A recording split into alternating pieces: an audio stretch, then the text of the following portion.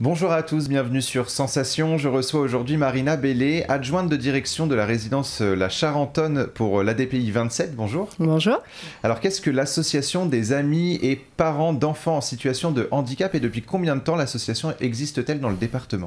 Alors dans le département, avant c'était les Papillons Blancs de l'Eure qui a été dissolu dans les années 2010, enfin c'était plutôt en 2017 et il y a eu un nouveau conseil d'administration avec une nouvelle direction et les Papillons Blancs de l'Eure sont devenus l'ADPI 27 dont le siège social est à Évreux. Et vous êtes donc adjointe de direction dans la résidence de la Charentonne à Bernay. Est-ce que vous pouvez nous présenter votre résidence? Alors c'est une magnifique résidence qui est juste en face de Carrefour Market. Alors la population locale continue à l'appeler les Papillons Blancs parce que justement victime de son historique.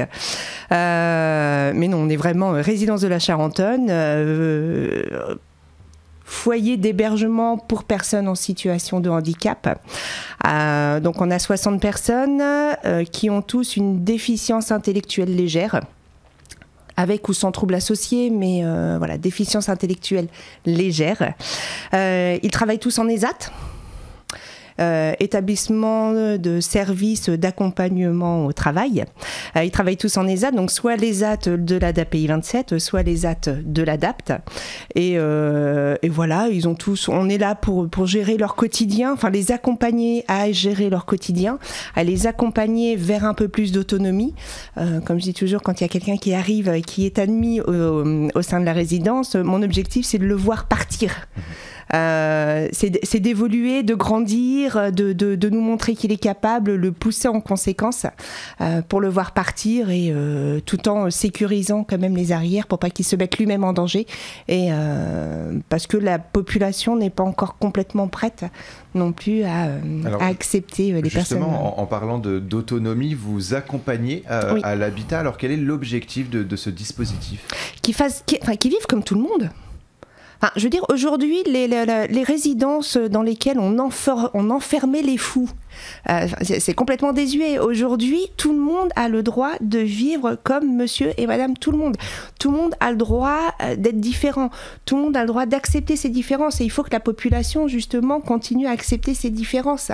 Donc, notre rôle, c'est vraiment de faire en sorte que ces différences soient acceptées, que eux vivent de ces différences avec une sorte de force. Enfin, on s'enrichit tellement à travailler avec eux, à être avec eux, à les voir évoluer au quotidien. Ce que j'adore chez eux, comme je dis toujours, c'est qu'ils sont sans filtre.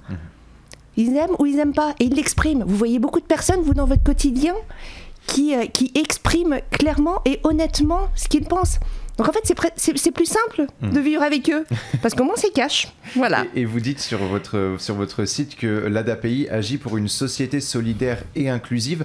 Pourquoi les termes solidaire et inclusif doivent être mis en avant? Solidaire parce que on a tous besoin les uns des autres. On peut tous s'apporter quelque chose. Eux nous apportent, nous on leur apporte. Enfin voilà, on est là pour s'aider, on est là pour s'entraider.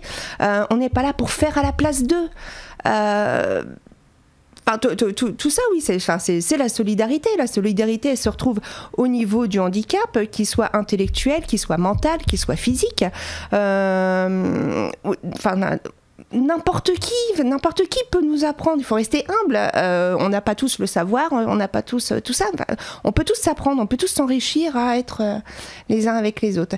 Et inclusif parce que aujourd'hui, on est encore confronté à une population qui a encore peur de la différence. Peur des personnes en situation de handicap, je ne sais pas pourquoi. Voilà. Vous pensez justement qu'il faut plus sensibiliser la population pour montrer qu'un handicap, c'est pas un frein justement et que ça doit être un tremplin finalement vers autre chose, vers un quotidien, etc. Ah mais complètement, mais il y a vraiment deux visions. Il y a un travail à faire en amont et il y a un travail à faire en aval. Il y a un travail à faire avec les personnes en situation de handicap pour leur redonner confiance en eux, leur dire qu'ils sont capables d'eux, parce que pendant des années, on leur a dit qu'ils n'étaient pas capables, alors qu'en fait, ils ont des compétences, mais qui sont juste énormes.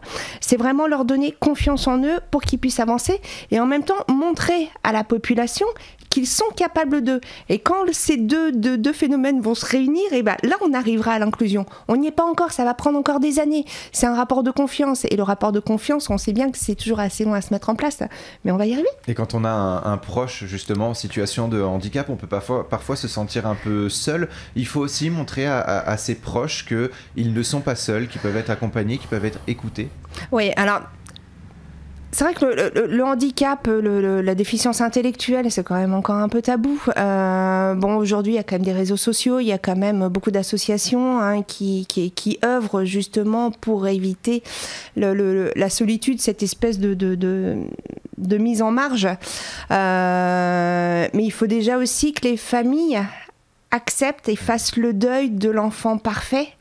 Et ça, c'est pas forcément toujours évident. Et je pense qu'il y a peut-être encore un travail à faire pour pouvoir accompagner ces familles-là dans ce deuil de l'enfant parfait et pouvoir avancer, communiquer. Il y a un terme qui est intéressant, parce que même sur les réseaux sociaux, il a aussi un petit peu émergé, c'est ce terme d'enfant parfait. On a tendance à dire aujourd'hui que la perfection, c'est une propre définition, finalement. Oui. C'est aussi ce que vous défendez, une personne en situation de handicap à sa perfection, mais d'une autre définition. Alors, en fait, la perfection, on ne l'aura pas. Mais on l'a avec personne, pas seulement avec les personnes en situation de handicap. On a tous des compétences. Tous. Enfin, là, je mets tout le monde au même niveau. On a tous des compétences. Il faut valoriser ces compétences-là. Quand on met un projet en place avec les personnes en situation de handicap qui sont au foyer, on ne se fixe que sur le positif, que sur ce qu'ils savent faire. On ne va pas complètement stigmatiser ce qu'ils ne savent pas faire. Ça sert strictement à rien et ça n'a jamais fait avancer personne. Quand on les valorise, quand on leur fait un petit compliment, mais tout le monde est pareil, on a envie de déplacer des montagnes quand on a des compliments. Enfin, on est tous des êtres humains. Enfin, c'est tous les messages que j'essaye de faire passer. Et je vois au niveau de l'ESAT, c'est beaucoup plus d'accompagnement qu'avant. L'objectif aussi, c'est de les faire sortir de l'ESAT, les faire travailler en milieu ordinaire. Là, il existe depuis quelques années, mais ça se met de plus en plus en place, un système qui ressemble à la VAE, mais c'est la RAE, c'est la reconnaissance des acquis de l'expérience, de manière à ce qu'ils puissent avoir un diplôme. On les aide à travailler leur CV. C'est énorme. Toujours dans cette optique de l'insertion et de l'inclusion. De l'insertion, de l'inclusion. Il y a les duodés qui se mettent en place. Alors, j'ai un regard un peu critique par rapport aux duodés. Quand on voit certaines sociétés qui acceptent de prendre quelqu'un en situation de handicap, mais qui parfois peuvent l'utiliser comme un moyen de communication en disant « Vous avez vu, je me fais prendre en photo, j'ai été gentil aujourd'hui. » Mais moi, ce que je vois, c'est après. Qu'est-ce qui se passe après ? Est-ce qu'après, il y a un stage ? Est-ce qu'après, il y a un contrat d'embauche ? Qu'est-ce que vous avez retenu de tout ça ? Qu'est-ce que vous avez retenu de cette journée-là ? Quelles sont, vous, au sein de la résidence, les activités ou événements que vous mettez en place auprès des personnes en situation de handicap ? Alors, on aimerait bien en faire encore plus, parce que j'ai des animateurs qui sont juste géniaux et qui ont 50 000 idées à la minute. On aimerait bien en faire plus. On est quand même dans un contexte sanitaire qui est un peu compliqué. Nous, ce qu'on a envie de faire, c'est qu'on a vraiment envie de faire descendre ces barrières. On a vraiment envie de faire rentrer les gens dans la résidence. On a vraiment envie de faire rentrer les enfants. On a envie de mettre plein de choses en place. Là, déjà, cette année, on a quand même fait une porte ouverte qui a vraiment très bien fonctionné, qu'on a fait au mois d'octobre.